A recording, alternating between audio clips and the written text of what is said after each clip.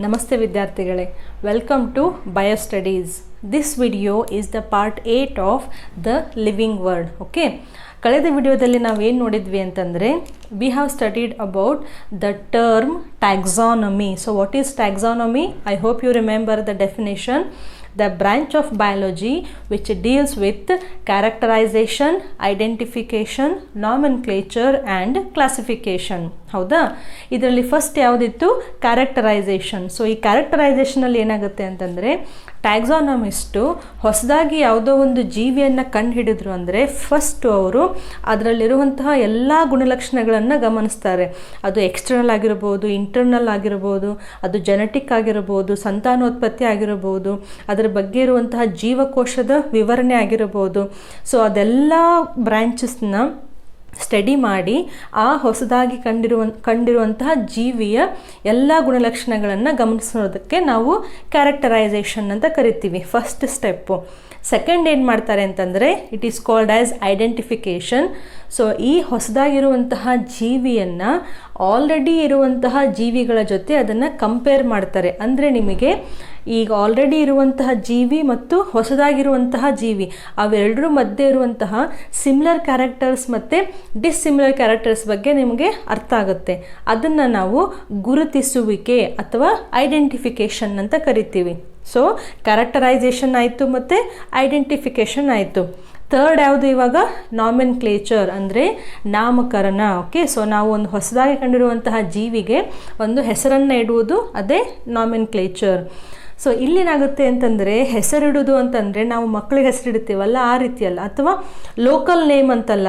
ಇವಾಗ ಬೆಕ್ಕು ಅಂತ ಇರುತ್ತೆ, ಇಲಿ, ಕುರಿ, ಅದೆಲ್ಲ ಏನೋದು ಲೋಕಲ್ ಲ್ಯಾಂಗ್ವೇಜ್ನಲ್ಲಿ ಕರೆಯುವಂಥದ್ದು. ಅದು ನೀವು ಒಂದು ಜಾಗದಿಂದ ಇನ್ನೊಂದು ಜಾಗಕ್ಕೆ ಹೋದರೆ ಆಬ್ವಿಯಸ್ಲಿ ಅದು ಆ ಹೆಸರು ಚೇಂಜ್ ಆಗಿಬಿಡುತ್ತೆ. ಹೌದಾ? ಇವಾಗ ನೀವು ಕನ್ನಡದಲ್ಲಿ ಒಂದು ಜೀವಿಗೆ ಬೆಕ್ಕು ಅಂದರೆ ಹಿಂದಿನಲ್ಲಿ ಹೋದರೆ ಅದನ್ನು ನೀವು ಬಿಲ್ಲಿ ಅಂತ ಕರಿತೀರ, ಇಂಗ್ಲೀಷಿಗೆ ಬಂದರೆ ಅದನ್ನ ಕ್ಯಾಟ್ ಅಂತ ಕರಿತೀರ. ಸೊ ಇದೆಲ್ಲ ಏನು? ಇದೆಲ್ಲ ಲೋಕಲ್ ನೇಮ್ ಇದ್ದಂಗೆ. ಅಂದರೆ ಆ ಜೀವಿ ಯಾವ ಪ್ರದೇಶದಲ್ಲಿ ಕಂಡು ಬರ್ತಿದೆ, ಆ ಪ್ರದೇಶದಲ್ಲಿ ಯಾವ ಲ್ಯಾಂಗ್ವೇಜ್ ಇದೆ, ಆ ಲ್ಯಾಂಗ್ವೇಜನ್ನು ಉಪಯೋಗಿಸ್ಕೊಂಡು ಒಂದು ಜೀವಿಗೆ ಹೆಸರಿರುತ್ತೆ. ಅದನ್ನು ನಾವು ಲೋಕಲ್ ನೇಮ್ ಅಂತ ಕರಿತೀವಿ. But the name which we are referring here under nomenclature, it is called biological name, ಅಥವಾ ಇದನ್ನು ಸೈಂಟಿಫಿಕ್ ನೇಮ್ ಅಂತಲೂ ಕರಿಬೋದು. So the naming of an organism here is a scientific name ಅಥವಾ ಬಯಾಲಜಿಕಲ್ ನೇಮ್. ಅದನ್ನು ನಾವೇನಂತ ಕರಿತೀವಿ? ನಾಮೆನ್ಕ್ಲೇಚರ್ ಅಂತ ಕರಿತೀವಿ. ಓಕೆ, ಈ ನಾಮೆನ್ಕ್ಲೇಚರ್ ಬಗ್ಗೆ ಸ್ವಲ್ಪ ಸ್ಟಡಿ ಮಾಡೋಣ ಇಲ್ಲಿ, which is very important for exam. ಈಗ ನಾವು ಲಾಸ್ಟ್ ಕ್ಲಾಸಲ್ಲಿ ಟ್ಯಾಕ್ಸಾನಮಿಸ್ಟ್ ಅಂತ ಕರ್ತಿದ್ವಿ, ಅಂದರೆ the scientist who are working in the field of taxonomy. ಹೌದಾ? ಈ ಟ್ಯಾಕ್ಸಾನಮಿಸ್ಟ್ ಏನು ಮಾಡ್ತಾರೆ ಅಂತಂದರೆ ಈ ಒಂದು ಹೊಸದಾಗಿ ಕಂಡಿರುವಂತಹ ಜೀವಿಯನ್ನು ವಿಂಗಡಣೆ ಮಾಡಲಿಕ್ಕೆ ಕೆಲವೊಂದು ತತ್ವಗಳನ್ನು ಕೊಟ್ಟಿದ್ದಾರೆ.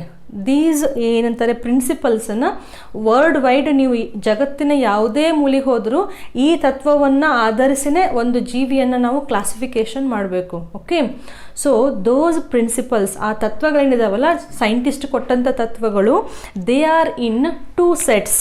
ಅದಕ್ಕೆ ಫಸ್ಟ್ ನಾವು ICBN ಅಂತ ಕರಿತೀವಿ. Second one is ICZN.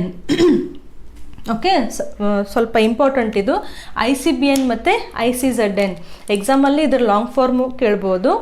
ICBN stands for international code of botanical nomenclature and ICZN stands for international code of zoological nomenclature. So ICBN ಮತ್ತು ICZN ಏನು ಮಾಡ್ತಾರೆ ಅಂತಂದರೆ ನಿಮಗೆ ಯಾವುದೇ ಒಂದು ಹೊಸದಾದಂತಹ ಸಸ್ಯ ಸಿಕ್ತು ಅಂದರೆ ಆ ಸಸ್ಯವನ್ನು ಕ್ಲಾಸಿಫಿಕೇಷನ್ ಮಾಡಲಿಕ್ಕೆ, ಆ ಸಸ್ಯಕ್ಕೆ ಒಂದು ಹೆಸರಿಡಲಿಕ್ಕೆ ನೀವು ICBN ರೂಲ್ಸ್ನ ಫಾಲೋ ಮಾಡಬೇಕು. ಸೊ ಬಾಟನಿ ಅಂತಂದರೆ ಪ್ಲ್ಯಾಂಟ್ಸ್, ನಮ್ಮದು ಮೊದಲನೇ ವಿಡಿಯೋ. ಓಕೆ, ICZN ಝಾಲಜಿಕಲ್ ಅಂತಂದರೆ ಇದು ಆ್ಯನಿಮಲ್ಸಿಗೆ ಸಂಬಂಧಪಟ್ಟಂತಹ ತತ್ವ ಅಂತ ಅರ್ಥ. ಓಕೆ, ಸೊ ICBN ಮತ್ತು ICZN ತತ್ವಗಳನ್ನು ಆಧಾರವಾಗಿ ಇಟ್ಕೊಂಡು ನಾವು ಒಂದು ಸಸ್ಯಕ್ಕೆ ಅಥವಾ ಒಂದು ಪ್ರಾಣಿಗೆ ಹೆಸರನ್ನು ಸೂಚಿಸುವುದು ಇದು ICBN ಮತ್ತು ICZN. ಹಾಗಾದರೆ ಈ ಸಸ್ಯ ಮತ್ತು ಎನಿಮಲ್ ಇವೆರಡನ್ನ ಜೀವವಿರುವಂತಹ ವಸ್ತು ಭೂಮಿಯ ಮೇಲೆ ಅಂತಂದರೆ ಆನ್ಸರ್ ಏನು? Wrong. Because we have bacteria, we have algae ಅಂದರೆ ಪಾಚಿ, we have fungi that is ಶಿಲೀಂಧ್ರ. ಸೊ ಹಾಗಾಗಿ ಅಂತಹ ಜೀವವಿರುವ ವಸ್ತುಗಳಿಗೆ ತತ್ವಗಳು ಇಲ್ಲಲ್ಲ, ಅದೆಲ್ಲಿರುತ್ತೆ ಅಂತಂದರೆ ಈ ICBN ಮತ್ತು ICZN ಬಿಟ್ಟು ಇನ್ನೊಂದಿರುತ್ತೆ. It is called ICN. Okay, what is ICN? International Code of Nomenclature for Algae, okay, fungi and plants. Okay, so International Code of Nomenclature for Algae, Fungi and Plants. So ICN ತತ್ವಗಳನ್ನು ಆಧರಿಸಿ ನೀವು ಒಂದು ಪಾಚಿ ಆಗಲಿ ಅಥವಾ ಒಂದು ಶಿಲೀಂಧ್ರ ಆಗಲಿ ಅಥವಾ ಒಂದು ಸಸ್ಯಕ್ಕಾಗಲಿ ಒಂದು ಹೆಸರನ್ನು ಇಡ್ಬೋದು. Okay, there is one more, ICNB. Okay, ICNB ಅಂತಂದರೆ international code of nomenclature for bacteria. So ಬ್ಯಾಕ್ಟೀರಿಯಾಗೆ ನೀವು ಒಂದು ನಾಮೆನ್ಕ್ಲೇಚರ್ ಮಾಡಬೇಕು ಅಂದರೆ ನೀವು ICNB ತತ್ವಗಳನ್ನು ಪಾಲಿಸಬೇಕು. There is one more, ICVCN ಅಂದರೆ international code for virus classification and nomenclature. So apart from ICBN and ICZN ನಮ್ಗೆ ಇನ್ನೂ 3 ಇದ್ದಾವೆ. ಬಟ್ ನಿಮ್ಮ ಸಿಲೆಬಸ್ ಪ್ರಕಾರ ICBN and ICZN are very important. But in the year 2011 ಇಲ್ಲಿ ನೋಡಿ, ಇಲ್ಲೂ ಪ್ಲ್ಯಾಂಟ್ಸ್ ಅಂತ ಇದೆ, ಸೊ ಇಲ್ಲೂ ಪ್ಲ್ಯಾಂಟ್ಸ್ ಅಂತ ಇದೆ. ಸೊ 2011ನಲ್ಲಿ ಈ ICN ಬದಲಿಗೆ ICNನ ಉಪಯೋಗಿಸ್ತಾರೆ, ಗೊತ್ತಿರಲಿ ಅಂತ. ಓಕೆ, ಸೊ ICBNನಲ್ಲೂ ಪ್ಲ್ಯಾಂಟ್ಸ್ ಇರೋದ್ರಿಂದ ICNದಲ್ಲೂ ಪ್ಲ್ಯಾಂಟ್ಸ್ ಇರೋದ್ರಿಂದ instead of ICBN, ICN is in use now. Okay, ನಾವು ಈ ICBN ಮತ್ತು ICZನ್ನು ಅದರಲ್ಲಿ ಏನು ತತ್ವಗಳಿದಾವಲ್ಲ ಒಂದು ಜೀವಿಗೆ ಹೆಸರಿಡಲಿಕ್ಕೆ, ಅದರಲ್ಲಿ ಒಂದು ವೆರಿ ಇಂಪಾರ್ಟೆಂಟ್ ಒಂದು ಪ್ರಿನ್ಸಿಪಲ್ ಇದೆ. ಅದನ್ನು ನಾವು ಬೈನಾಮಿಯಲ್ ನಾಮೆನ್ಕ್ಲೇಚರ್ ಅಂತ ಕರಿತೀವಿ. Very very important, binomial nomenclature. Okay, so ಈ ICBN ಮತ್ತು ICZನ್ನದ್ದು ಉದ್ದೇಶ ಏನು? ICBN, very important, ICBN and ICZN, they make sure that a particular organism will get a particular name and that name has not been used for any other organism. So ಈ sentence ನೆನ್ಪಿಟ್ಕೊಳ್ಳೇಬೇಕು. What is the aim of ICBN and ICZN? ಅವೇನು ಮಾಡ್ತವೆ ಅಂದರೆ ಅವು ಒಂಥರ ಸಂಸ್ಥೆಗಳಿದ್ದಂಗೆ, okay, committee ಇದ್ದಂಗೆ. So ICBN ಮತ್ತು ICZN ಕಮಿಟಿ ಏನು ಮಾಡ್ತವೆ ಅಂದರೆ, ಒಂದು ಜೀವಿಗೆ ಒಂದು ಹೆಸರು ನಾವು ಇಟ್ವಿ ಅಂತಂದರೆ ಆ ಹೆಸರನ್ನು ಬೇರೆ ಯಾವುದೇ ಜೀವಿಗೂ ನಾವು ಆ ಹೆಸರನ್ನು ಉಪಯೋಗಿಸಬಾರ್ದು. ಮತ್ತು ಆ ಜೀವಿ ನೀವು ಜಗತ್ತಿನ ಯಾವುದೇ ಮೂಲೆಗೆ ಹೋದರೂ ಆ ಜೀವಿಯ ಹೆಸರು ಅದೇ ಇರಬೇಕು, ಅದೇ ಸ್ಟ್ಯಾಂಡರ್ಡ್ ನೇಮ್ ಇರಬೇಕು. That is the principle of, that is the aim of ICBN and ICZN. And as per the ICBN and ICZN, what is the most important principle? ಯಾವುದು ಇಂಪಾರ್ಟೆಂಟ್ ತತ್ವ? It is called binomial nomenclature. ನಾವು what you mean by nomenclature? ನಮ್ಗೆ ಗೊತ್ತಿದೆ, ನಾಮೆನ್ಕ್ಲೇಚರ್ ಅಂತಂದರೆ ನಾಮಕರಣ ಮಾಡೋದು ಅಂತ ಅರ್ಥ. ಸೊ ಬೈನಾಮಿಯಲ್ ಅಂದರೆ ಏನು? ಈ ಬೈ ಅಂದರೆ ಎಷ್ಟು? ಬೈ ಅಂದರೆ 2 ಅಂತ ಅರ್ಥ. ಓಕೆ, ನಾಮಿಯಲ್ ಅಂತಂದರೆ ಕಂಪೋನೆಂಟ್. ಓಕೆ, ಸೊ ಯಾವುದೇ ಒಂದು ಜೀವಿಯ ನಾಮಕರಣ ಮಾಡಬೇಕಾದ್ರೆ ಆ ಜೀವಿಯ ಹೆಸರನ್ನು ನಾವು 2 ವರ್ಡಿಂದ ಮಾಡಿದರೆ ಅದನ್ನು ನಾವು ಬೈನಾಮಿಯಲ್ ನಾಮೆನ್ಕ್ಲೇಚರ್ ಅಂತ ಕರಿತೀವಿ. Okay, definition is very very important. Binomial nomenclature, it is the system of naming an organism using 2 components. The first component is called generic name, second component is called as species name. Okay, now look at the board.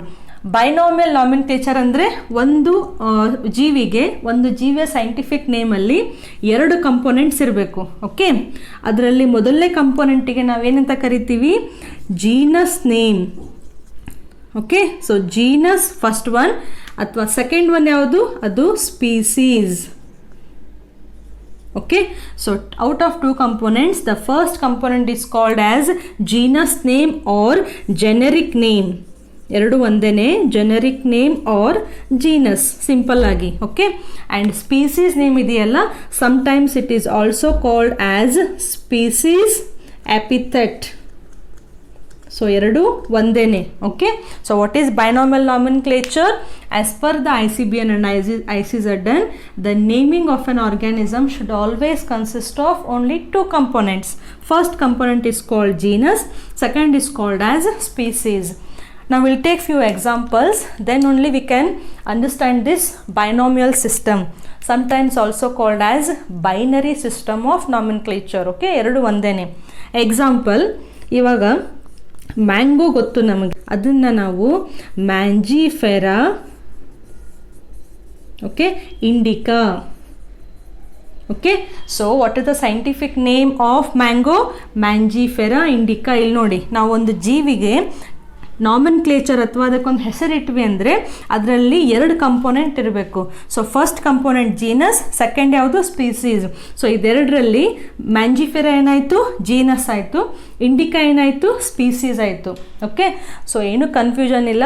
ಈ system world wide ಇರುತ್ತೆ. ಇದು ನಮ್ಮ ಮನೆಯಲ್ಲಿ ಆಗುವಂತಹ ನಾಮಕರಣ ಅಲ್ಲ, ಅಥವಾ ನಮ್ಮ ಊರಿನಲ್ಲಿ ಆಗುವಂಥದ್ದಲ್ಲ. ಇದು ಇಂಟರ್ನ್ಯಾಷನಲಿ ಎಲ್ಲ ಸೈಂಟಿಸ್ಟ್ಗಳು ಒಪ್ಪಂದಕ್ಕೆ ಬಂದು ಮಾಡಿರುವಂತಹ ರೂಲ್ಸ್ ಇದು.